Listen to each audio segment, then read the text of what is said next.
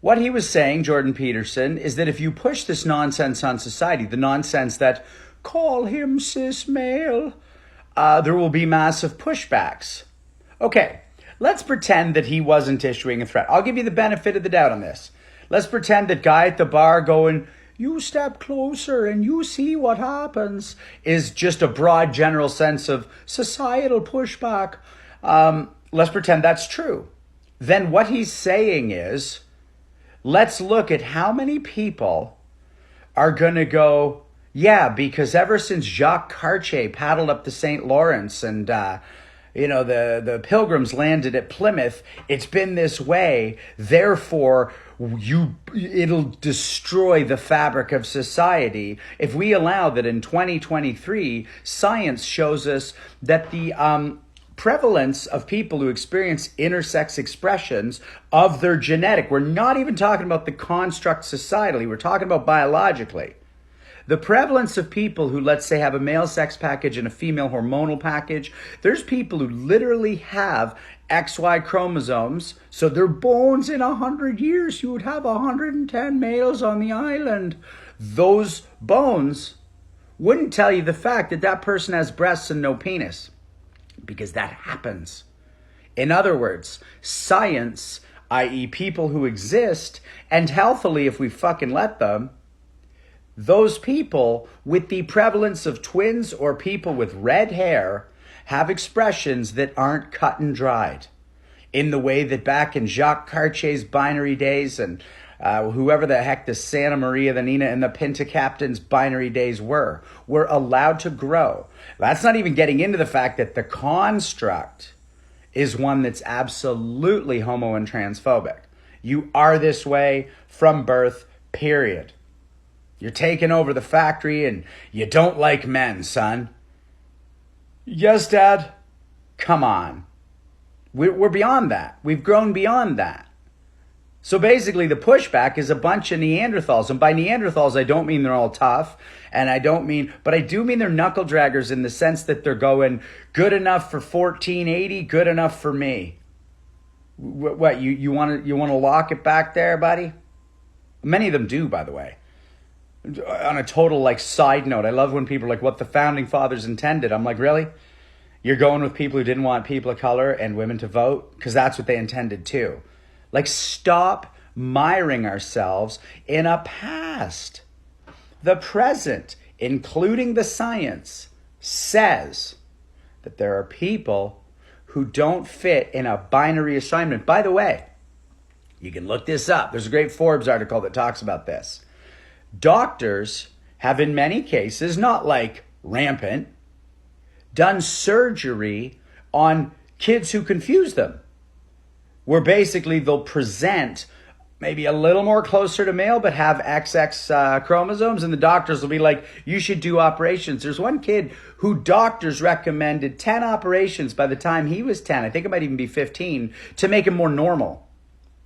Normal, right? So when you want to talk about surgeries that are damaging, why not talk about ones that doctors are doing to negate the pure expression of somebody who was otherwise healthy because of societal norms? So when you say this whole pronoun thing is ridiculous, no. Hi, my name is Shaun, and while I may look to you like someone who presents male traditionally, going back to canoeing up the St. Lawrence days, I actually am not.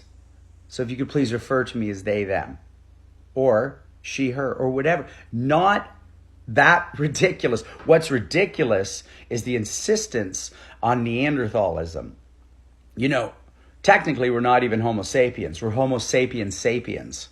But for many people, that second wise, they're just lopping that off every chance they get. They're like, keep lopping it off until we're just back to, oh, shocker, the same people who are like, well, 100,000 years ago, there was a great flood because of heat. Yeah, go back, Neanderthal. Keep ignoring the truth of 2023 science. And am I bouncing around a little today? I am, because the Venn diagram of people who deny climate change, of people who deny people the right to live outside of a construct that was imposed on them by a European colonialism 500 years ago, it's the same. right? Like, come on. Come on. So yes, there would be a pushback, but it's from the wrong people. And when I say the wrong people, I'm not trying to, go quote me on that. Fine. Did he just say the wrong people? Yes. People who need to be educated. I don't mean they're dumb. I mean they've chosen not to look at the truth. You want wake up? Whenever anyone says wake up to me in the comments, they never explain what they're talking about. Well, I'm going to explain to you what I'm talking about. Go look at sex expression versus hormonal packages. Go look at intersex. Go look at the syndromes that can make somebody have literally confounding doctor's type of sex expression, but actually otherwise be healthy. And go, yeah, that doesn't exist. You have to basically go dismiss, like I've talked about in my other videos, if you want to go strict binary. And then you have to call them mutations, which is fine. Everything's a mutation, by the way. Everything we're living with evolutionarily is fundamentally a mutation. So you basically go dismiss, mutation, too low a percentage.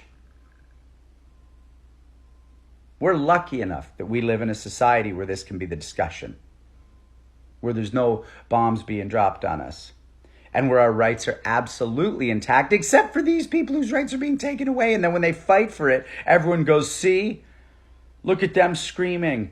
I need to dismiss, because they're unpalatable to me. That's what's ridiculous to me. You and I always have a very reasoned discussion. But to me, it's ridiculous that someone can tell me their name, tell me their address, and I'll jot it down as new information. But if they happen to have a way of referring to themselves that isn't a stock standard way that was imposed on them, somehow they're a villain and they're wrecking society. Which one of those ideas is ridiculous?